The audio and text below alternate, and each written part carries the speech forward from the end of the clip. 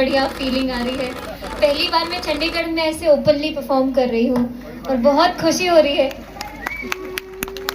सभी को बहुत बहुत धन्यवाद, सर को बहुत। मेरी स्मृतियों में बचपन का जो सबसे स्थिर दृश्य है वह मेरी माँ का चेहरा नहीं, उनका परिश्रम है। जब से होश संभाला उन्हें हमेशा काम करते हुए ही देखा।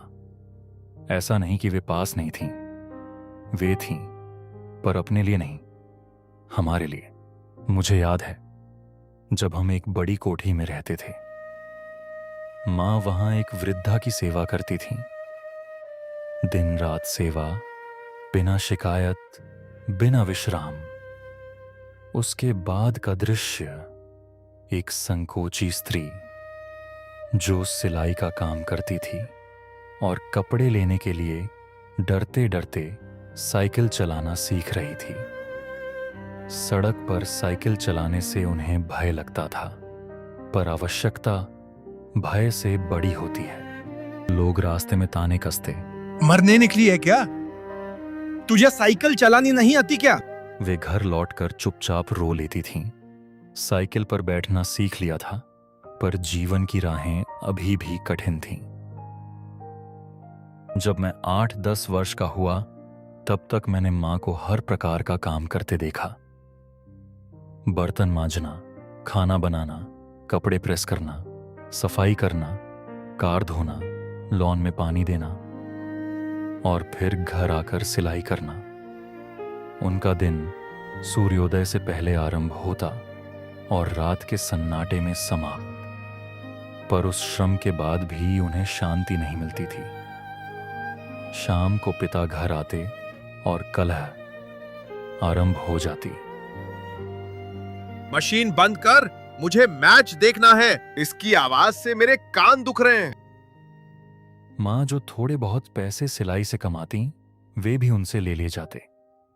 उन्होंने अपने वैवाहिक जीवन के 20 वर्ष इसी आशा में बिताए कि शायद पति का मन बदल जाए, शायद परिवार की स्थिति सुधर जाए और कम से कम उनके बच्चे एक अच्छे परिवेश में पल सकें। वे एक आदर्श पत्नी की तरह निभाती रहीं, एक सतर्क मां की तरह हमें गलत संगति से बचाती रहीं। जब पिता को अस्थमा हुआ तब भी मां ने हार नहीं मानी। मंदिरों में माथा टेका, व्रत किए, ईश्वर से प्रार्थनाएं की, कर्ज चुकाने के लिए दिन रात एक कर दिया। परंतु इच्छाएं कम न हुईं। कभी स्कूटर चाहिए, कभी मोबाइल। आय सीमित थी, पर व्यय अनंत। मां का दायित्व कमाना था, पिता का अधिकार खर्च करना। जब कर्ज असहनीय हो गया तब पिता गांव चले गए, कर्जदाताओं से बचने के लिए। यहीं से मेरी मां के जीवन की दूसरी पारी आरंभ हुई।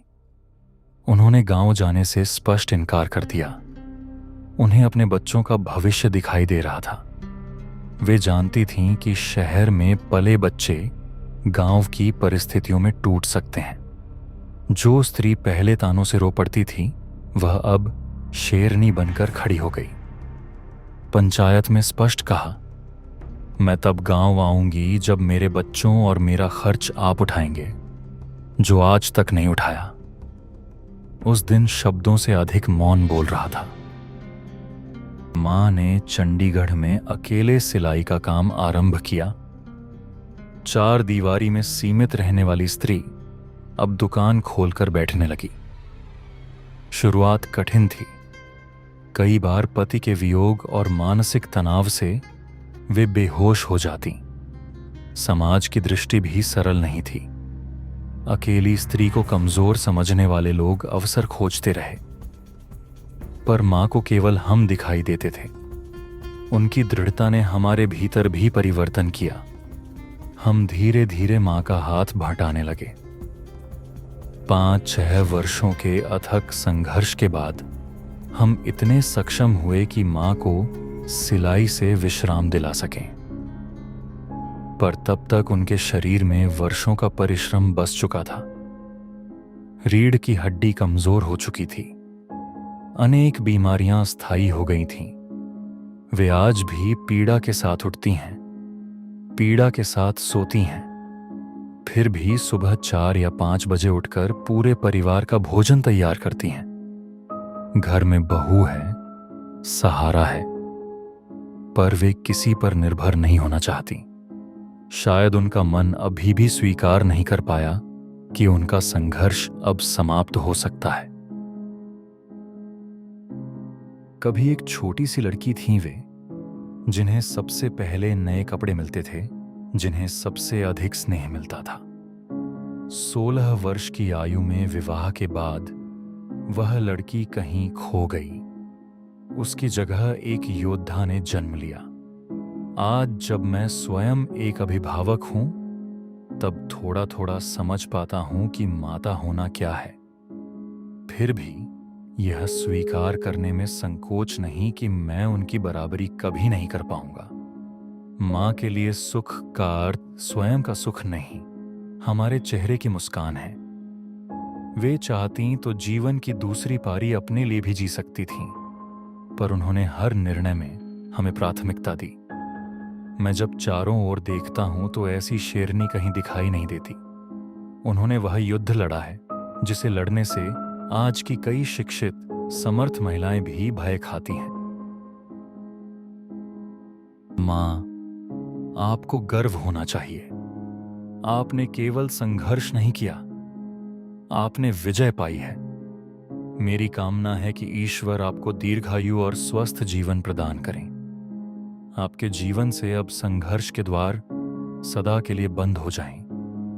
यदि पुनर्जन्म सत्य है तो अगली बार मैं आपका पिता बनना चाहूंगा, ताकि आपके हर अधूरे स्वप्न पूरे कर सकूं, ताकि आपको वह निश्चिंत जीवन दे सकूं जिसकी उस खोई हुई बालिका ने कभी कल्पना की थी।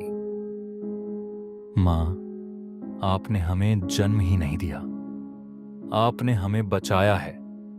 आप हमारी प्रेरणा नहीं, हमारी पहचान हैं।